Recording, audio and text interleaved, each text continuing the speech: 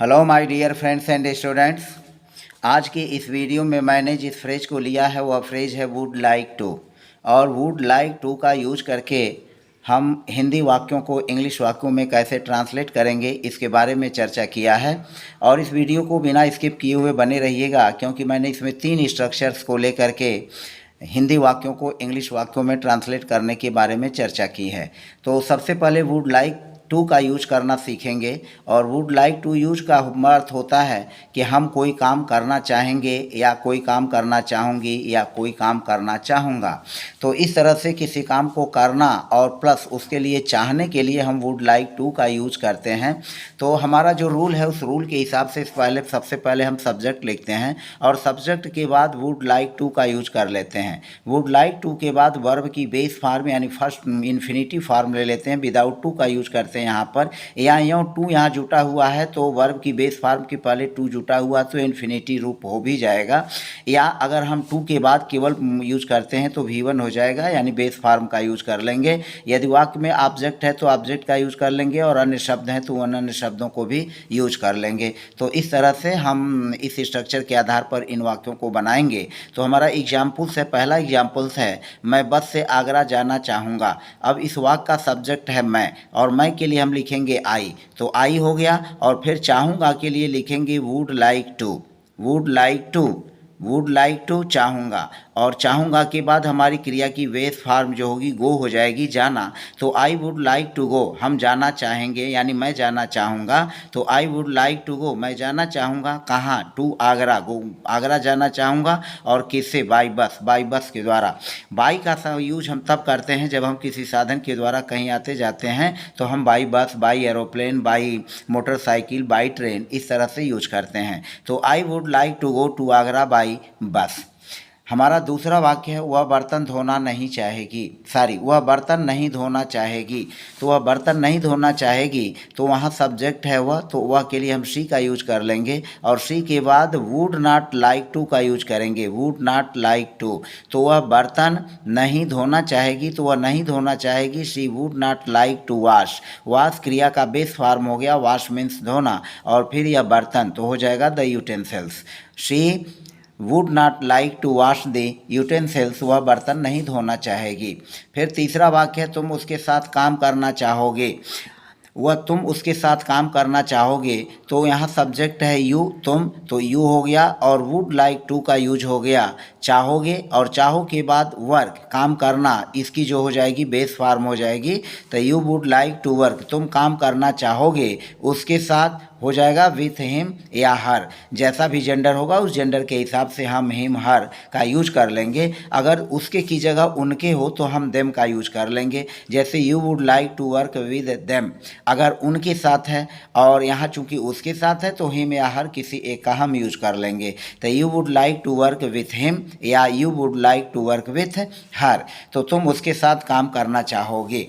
इस बात को एक बात ध्यान में रखें कि अगर हम किसी से ऐसे भी करते हैं कि तुम उसके साथ काम करना चाहोगे, तो वह थोड़े सेंस में उस समय व्यक्तिगत रूप से यह प्रश्नवाचक भी वाक्य बन जाता है। तब उसके साथ हम कर लेते हैं would you like to work with him, क्या तुम उसके साथ काम करना चाहोगे। और यह वाक्य का भाव भी कुछ ऐसा ही स्पष्ट होता है। तो फिलहाल जो हमारा नियम उस नियम के हिसाब से, जो हमारा स्ट्रक्चर के हिसाब से वाक्य बना you would like to work with him. किसान आज खेत नहीं जोतना चाहेंगे। तो अब यहाँ पर देखें, यहाँ किसान जो है यह सब्जेक्ट है, तो the farmers would not like to, किसान नहीं जोतना चाहेंगे, the farmers would not like to plough, plough means जोतना, यह क्रिया का बेस फॉर्म है। और फिर हो जाएगा द फील्ड्स, खेत, और फिर आज टुडे हो जाएगा। यहाँ पर खेत या खेतों दोनों का भाव आप ले सकते हैं। तो the farmers would not like to plough the fields today, हम केवल यस को हटा करके फील्ड भी लिख सकते हैं, हमारा सेंटेंस गलत नहीं होगा। क्या लड़के क्रिकेट खेलना चाहेंगे। तो अब यहाँ पर देखें यह वाक्य इंट्रोगेटिव है, और इंट्रोगेटिव वाक्य में यहाँ क्या पहले आया है, तो जो वुड है हम वुड को पहले कर देंगे, जो हमारा मॉडल वर्ब है वुड, उसको हम वुड को पहले कर देंगे। तो would you would the boys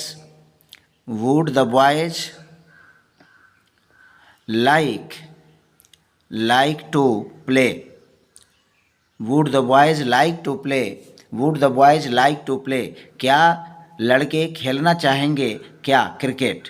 यहाँ हो जाएगा cricket. Would the boys play, sorry, would the boys like to play cricket. Would the boys like to play cricket, क्या लड़के क्रिकेट खेलना चाहेंगे। फिर छठा वाक्य है, क्या भिखारी यहाँ नहीं आना चाहेगा। तो यहाँ भिखारी चूंकि क्या प्रश्नवाचक यह भी है और निगेटिव है, तो वुड का यूज पहले कर लेंगे। बोर्ड द वेगर, बोर्ड द वेगर, और फिर हो जाएगा नॉट, नॉट लाइक टू, और लाइक टू तो नॉट लाइक टू, और आना हो जाएगा कम, वर्ब की बेस फॉर्म कम, और यहाँ हो जाएगा फिर हियर। तो यह हो गया would the beggar not like to come here, क्या भिखारी यहाँ आना नहीं चाहेगा। तो हमारा इंट्रोगेटिव नेगेटिव भी हुआ और पांचवा वाक्य हमारा जो है इंट्रोगेटिव हो गया, और बाकी के 4 सेंटेंसेज ऊपर के नेगेटिव और पॉजिटिव के हो गए। तो इस तरह से यह क्या भिखारी यहाँ नहीं आना चाहेगा, would the beggar not like to come here. हमारा अगला वाक्य है, लड़कियाँ उपन्यास क्यों नहीं पढ़ना चाहेंगी। सारी यहाँ गी रहेगा, चाहेंगे नहीं होगा। लड़कियाँ उपन्यास क्यों नहीं पढ़ना चाहेंगी, तो पढ़ना चाहेंगी, तो यहाँ चूँकि इंट्रोगेटिव वर्ड जो है क्यों है, तो सबसे पहले हम वाई लिखेंगे और वाई के बाद तब वुड का यूज कर लेंगे।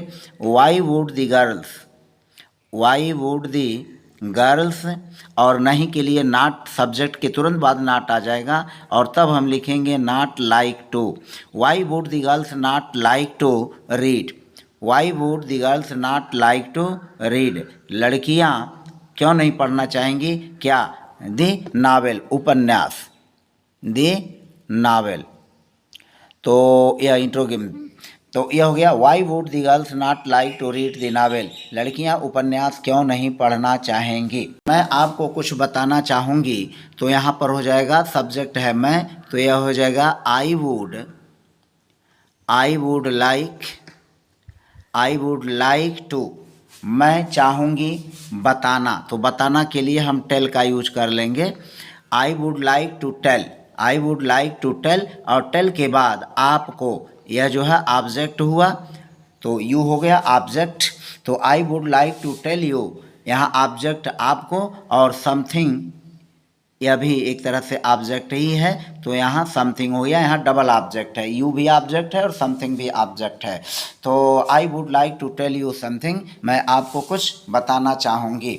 फिर हमारा अगला वाक्य है, राधा यहाँ से जाना चाहेगी, तो हम इसको लिखेंगे Radha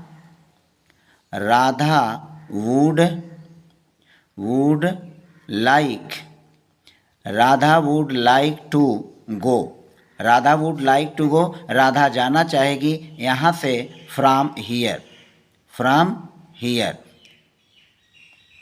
Radha would like to go from here, Radha यहाँ से जाना चाहेगी। हमारा अगला सेंटेंस है, हम पार्क में बैठना नहीं चाहेंगे, हम पार्क में बैठना नहीं चाहेंगे, तो हम बनाएंगे इसकी we would not like to seat,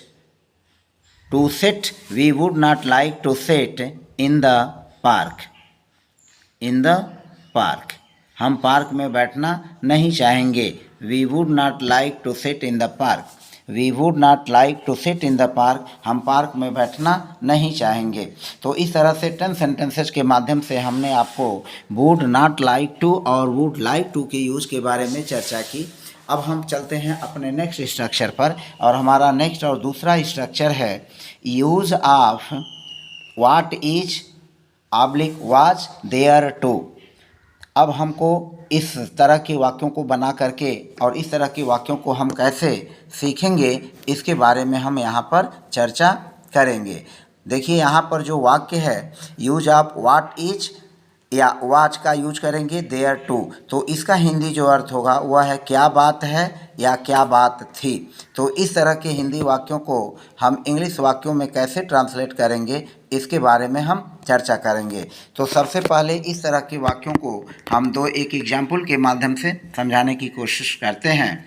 यहाँ जो हमारा वाक्य है, रूल जो है इसका है, तो रूल के लिए हम क्या करेंगे, व्हाट इज देयर टू। अगर वाक्य प्रेजेंट में है तो व्हाट इज देयर टू का यूज करेंगे। अगर वाक्य पास्ट में है तो व्हाट वाज देयर टू का यूज कर लेंगे। फिर यहाँ पर वर्ब की बेस फॉर्म होगी, फिर ऑब्जेक्ट रहेगा और अबाउट का यूज कर लेंगे। तो आइए एक एक एग्जाम्पल के माध्यम से वाक्यों को समझते हैं।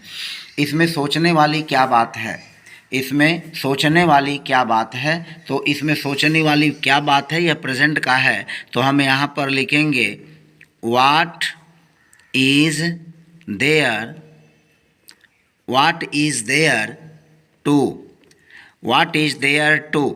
तो क्या बात है, इसका यह हो गया क्या बात है, तो व्हाट इज देयर टू क्या बात है। और फिर तो इसमें क्या बात है, तो व्हाट इज़ देयर टू, इसमें जो है इसी में सम्मिलित हो जाएगा, व्हाट इज़ देयर टू क्या बात है, इसमें क्या बात है, व्हाट इज़ देयर टू। और फिर सोचने वाली तो हो जाएगा थिंक, और थिंक के बाद अबाउट का यूज कर लेंगे, अबाउट। तो what is there to think about, what is there to think about, इसमें सोचने वाली क्या बात है। फिर अगला हमारा वाक्य है, इसमें गुस्सा होने वाली क्या बात है, इसमें गुस्सा होने वाली क्या बात है, तो इसको हम लिखेंगे what is there, what is there to get angry, to get angry, what is there to get angry, इसमें गुस्सा होने वाली क्या बात है, और एंग्री के बाद अबाउट का यूज हो गया। तो what is there to get angry, what is there to get angry, इसमें गुस्सा होने वाली क्या बात है। तो जो तीसरा वाक्य है, इसमें उससे झगड़ा करने वाली क्या बात है, तो इसमें देखें यहाँ उससे ऑब्जेक्ट भी आया हुआ है, तो हम यूज करेंगे, पहले हम लिखेंगे what is there, what is there to quarrel, what is there to quarrel, इसमें झगड़ा करने वाली क्या बात है, यह हमारा हो गया, इसमें झगड़ा करने वाली क्या बात है, what is there to quarrel. और फिर यहाँ पर उससे तो विद हिम या हर, जो भी कंडीशन बनेगी यूज कर लेंगे। तो what is there to quarrel with him या हर, और उसके बाद हम अबाउट का यूज कर लेंगे। तो यह हो गया, इसमें उससे झगड़ा करने वाली क्या बात है, what is there to quarrel with him या हर अबाउट। इसमें खुश होने वाली क्या बात है। अब यहाँ पर देखें, यहाँ खुश होना यह एक एडजेक्टिव है, और जब एडजेक्टिव आएगा तब हम इसको यूज इस तरह से करेंगे, व्हाट इज़ देयर टू, और टू के बाद बी लगा लेंगे, what is there to be happy, what is there to be happy, what is there to be happy, इसमें खुश होने वाली क्या बात है, what is there to be happy about, what is there to be happy about, इसमें खुश होने वाली क्या बात है। नेक्स्ट सेंटेंस है, इसमें मजाक करने वाली क्या बात है, तो इसको हम लिखेंगे what is there, what is there to joke about, what is there to joke about, इसमें मजाक करने वाली क्या बात है, इसमें कूदने वाली क्या बात है, तो यह हो जाएगा what is there to jump about, what is there to jump about. तो इसमें कूदने वाली बात क्या है, यहाँ जंप वर्ब है तो वर्ब के पहले यह टू आ जाएगा, तो what is there to jump about, इसमें कूदने वाली क्या बात है। इसमें पीटने वाली क्या बात है, what is there to beat about, what is there to beat about, इसमें कूद पीटने वाली क्या बात है, what is there to beat about, इसमें पीटने वाली क्या बात है। फिर हमारा अगला सेंटेंस है, इसमें विलाप करने वाली क्या बात है, तो इसको लिखेंगे what is there to moan about, what is there to moan about, इसमें विलाप करने वाली क्या बात है। फिर हमारा अगला वाक्य है, इसमें चिड़चिड़ा होने वाली क्या बात है। तो अब यहाँ पर देखें, इसमें चिड़चिड़ा होने वाली क्या बात है, तो इसको लिखेंगे व्हाट इज देयर टू। अब इसमें चिड़चिड़ा होना, तो चिड़चिड़ा होना यह एक एडजेक्टिव है, और इस एडजेक्टिव के लिए जो हम शब्द का यूज करेंगे वहाँ उसमें टू के बाद यहाँ बी का यूज हो जाएगा। तो what is there to be irritated, what is there to be irritated, इसमें चिड़चिड़ा होने वाली क्या बात है। इरिटेटेड वर्ब की थर्ड फॉर्म है, और वर्ब की थर्ड फॉर्म यानी पास्ट पार्टिसिपल जो होता है वह एडजेक्टिव का काम करता है। तो what is there to be irritated, इसमें चिड़चिड़ा होने वाली क्या बात है। फिर हमारा अगला वाक्य है, इसमें पेड़ को काटने वाली क्या बात थी। अब इसमें पेड़ को यह ऑब्जेक्ट हुआ, तो हम इसको लिखेंगे वाट, और चूंकि यहाँ थी आया हुआ है तो इसमें वाज का यूज करेंगे। What was there to cut, और उसके बाद टू कट के बाद हो जाएगा object the tree, to cut the tree, और फिर लास्ट में यूज कर लेंगे अबाउट। तो what was there to cut the tree about, what was there to cut the tree about, इसमें पेड़ को काटने वाली क्या बात थी। हमारा जो यह नवा सेंटेंस है इरिटेटेड, तो इरिटेटेड के बाद हमने यहाँ अबाउट का प्रयोग नहीं किया है, आप इसको समझ लें, यहाँ पर अबाउट का प्रयोग कर लेंगे। तो what is there to be irritated about. फिर यह हो गया what was there to cut the tree, इसमें पेड़ को काटने वाली क्या बात थी। तो what was there to cut the tree about. फिर इसमें है, इसमें दौड़ने वाली क्या बात थी, तो इसको लिखेंगे what was there to run, और फिर रन के बाद अबाउट का यूज कर लेंगे। What was there to run about. फिर इसमें वहाँ रहने वाली क्या बात थी, तो यह हो जाएगा व्हाट वाज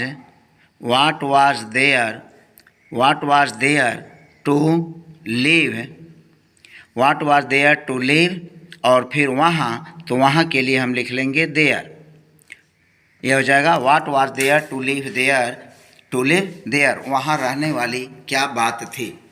तो यहाँ देयर की मीनिंग होगी जो है वहाँ, तो what was there to live there, और फिर उसके बाद अबाउट का यूज कर लेंगे अबाउट।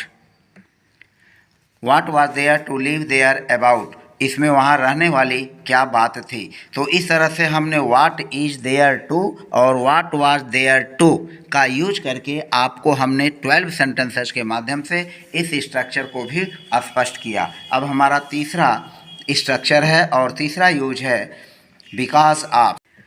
यहाँ पर देखें यूज ऑफ बिकॉज ऑफ, इस तीसरे स्ट्रक्चर में भी हमने कुछ वाक्यों को लिया है। तो बिकॉज ऑफ की मीनिंग होती है की वजह से, या के कारण, या के चक्कर में। तो बिकॉज ऑफ यह तीनों का यूज कर सकते हैं आप, जो भी हिंदी में आए।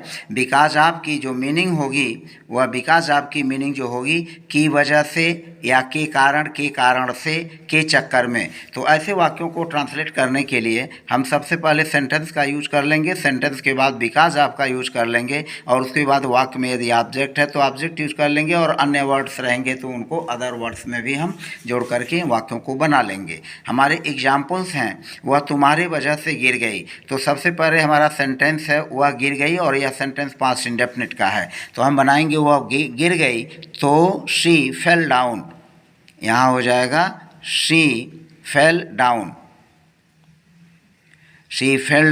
वह गिर गई, यह एक सेंटेंस हमारा बना पास्ट इंडेफिनिट का। तुम्हारे वजह से, तो वजह से बिकॉज ऑफ, और फिर यहाँ लिख लेंगे यू, बिकॉज ऑफ यू, वह तुम्हारे वजह से गिर गई। She fell down because of you, तो यहाँ बिकॉज ऑफ यू का यूज हो गया, वह तुम्हारे वजह से गिर गई। हमारा अगला सेंटेंस है मैं उसकी वजह से वहाँ नहीं गया। तो मैं वहाँ नहीं गया, सबसे पहले इसको लिखेंगे I did not go there, मैं वहाँ नहीं गया वजह से because of, I did not go there because of, या बिकॉज ऑफ हो गया उसके, because of him, because of him. तो I did not go there because of him, मैं उसकी वजह से वहाँ नहीं गया। वर्षा के कारण मुझे देर हो गई, तो मुझे देर हो गई यह एक पूरा सेंटेंस है, तो हम इसको लिखेंगे I got late. I got late, मुझे देर हो गई। आई गॉट लेट, मुझे देर हो गई वर्षा के कारण, तो लिखेंगे because of, because of the rain, because of the rain. I got late because of the rain, मुझे वर्षा के कारण देर हो गई। I got late because of the rain, मुझे वर्षा के कारण देर हो गई, या वर्षा के कारण मुझे देर हो गई। हमारा अगला सेंटेंस है आपके कारण से मेरा समय नष्ट हुआ। तो अब इस यह पूरा वाक्य है मेरा समय नष्ट हुआ, मेरा समय नष्ट हुआ। पहले हम इसको बना लेंगे, तो आई माई, आई मेरा हो गया, I wasted, I wasted my time, I wasted my time, मेरा समय नष्ट हुआ आपके कारण, तो because of you, because, because of you, because of you. तो आई वेस्टेड माई टाइम, मेरा समय नष्ट हुआ बिकॉज ऑफ यू, आपके कारण। फिर हमारा अगला वाक्य है साली के चक्कर में मेरी ट्रेन छूट गई, साली के चक्कर में मेरी ट्रेन छूट गई, तो मेरी ट्रेन छूट गई, पहले ये पूरा सेंटेंस है और इसको हम बनाएंगे I missed, I missed my train. यहाँ ऐसे इसको बनाएंगे आई missed my train, I missed my train, मेरी ट्रेन छूट गई। के चक्कर में, तो के चक्कर में हो जाएगा बिकॉज ऑफ, बिकॉज ऑफ साली के चक्कर में, because of my sister in law, my sister in law. तो I missed my train because of my sister in law, साली के चक्कर में मेरी ट्रेन छूट गई, यानी मेरी साली के चक्कर में उसकी ट्रेन छूट गई। हम यहाँ सिस्टमेटिक ढंग से इसी का यूज करेंगे, यहाँ भी माई सिस्टर इन लॉ के पहले माई का यूज कर लेंगे।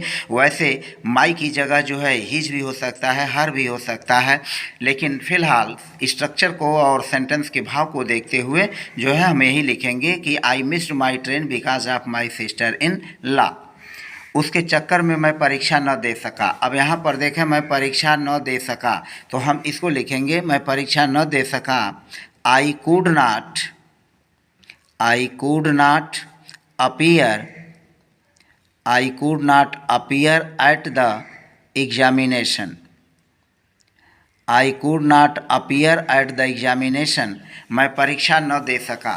I could not appear at the examination, मैं परीक्षा न दे सका।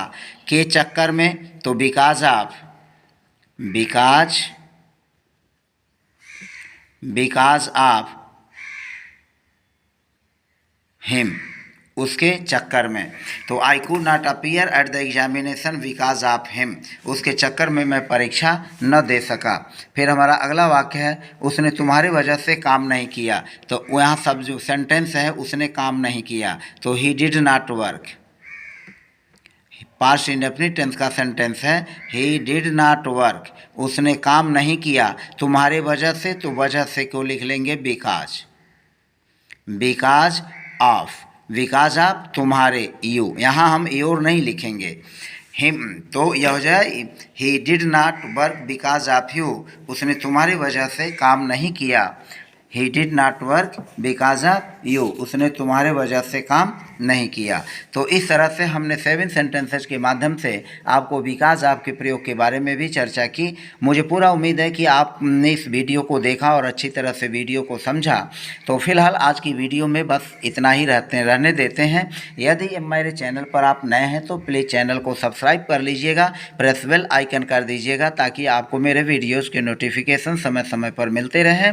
और मुझे पूरा उम्मीद है कि आपने इस वीडियो से बहुत कुछ सीखा है। और फिलहाल मैंने 3 स्ट्रक्चर्स को क्लियर किया है इस वीडियो में। तो फिलहाल मिलते हैं नेक्स्ट वीडियो में, तब तक के लिए बाय बाय।